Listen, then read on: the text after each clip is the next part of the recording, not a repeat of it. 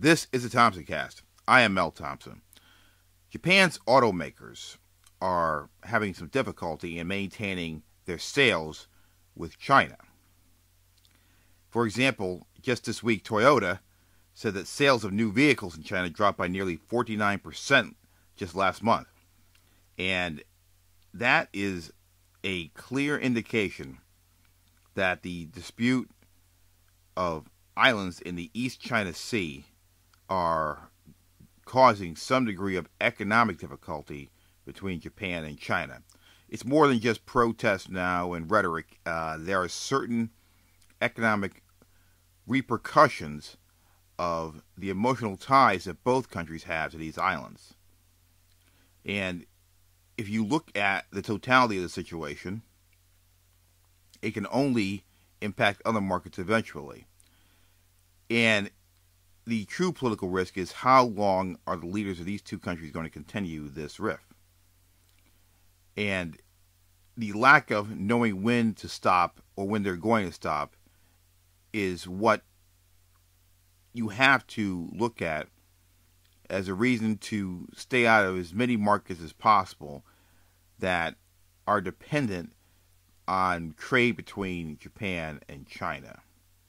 In other words, if a particular industry or a project you are looking at, even if it's in another country, has a good chunk of its income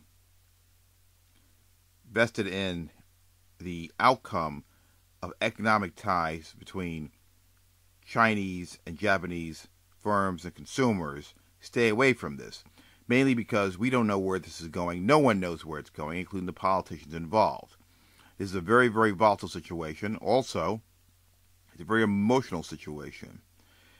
The hard feelings and latent animosity that is still present in parts of Asia against Japan because of what happened during World War II cannot be understated.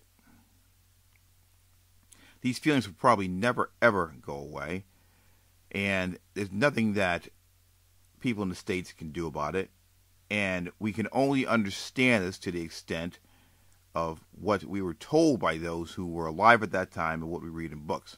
However, all this can be traced back to disputes during World War II, Japan's government and their actions against the Chinese and other Asian countries, and how these countries are still bitter about how things happened and how their people were treated.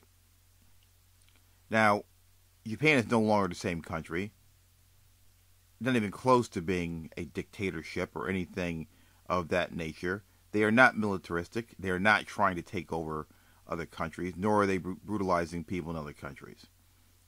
But they are going to be paying the price for the actions of people that were running their country in the 30s and 40s for years to come. They're still paying the price.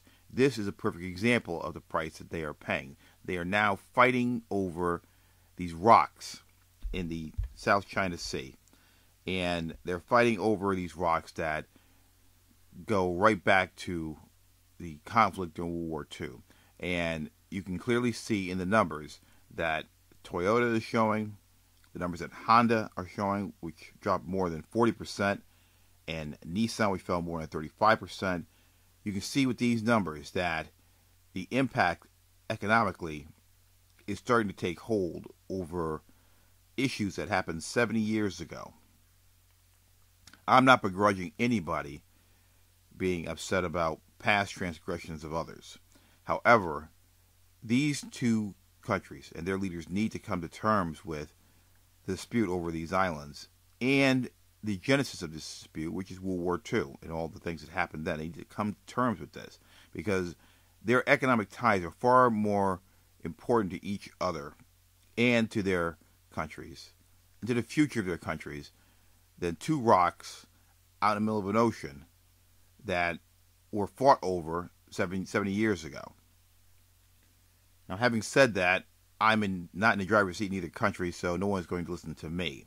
But if you look at it that way and realize how ridiculous this dispute really is, you will realize that there is such a huge political risk that you have to basically take a step back and be very leery of foreign direct investment in either country or in projects that have players from either country that are very dependent upon the trade between China and Japan. It's a very volatile, very upsetting situation for those who live in both countries. However, it's something that people on the outside who are foreign direct investors must be aware of, they must deal with, and they must take cautions against. Now, the non-Japanese automakers may be benefiting from all of this because evidently Germany's BMW had a surge in sales, and Audi rose by 20%. South Korea's Hyundai increased by 15%. So there are other countries who have imports in China that are benefiting from the decline of the sale in Japanese autos. Now, whether or not this translates into other markets is not totally known, and I really question whether or not this is a long-term trend, no matter what happens with these islands in China. So do not be overwhelmed by the fact that the Chinese consumer is now choosing their autos based upon their native origin. Be concerned that there's a dispute that has no logical end in sight, that politics is 100% the reason that the dispute occurred in the first place, and politics is 100% the reason that the dispute is not getting settled. There's a huge political risk right now in dealing with trade-related issues between China and Japan, and you always must know what you're getting into as a foreign direct investor. And in that case, there's no way right now to know exactly what you're getting into long term. This has been the Thompson Cast. I am Mel Thompson.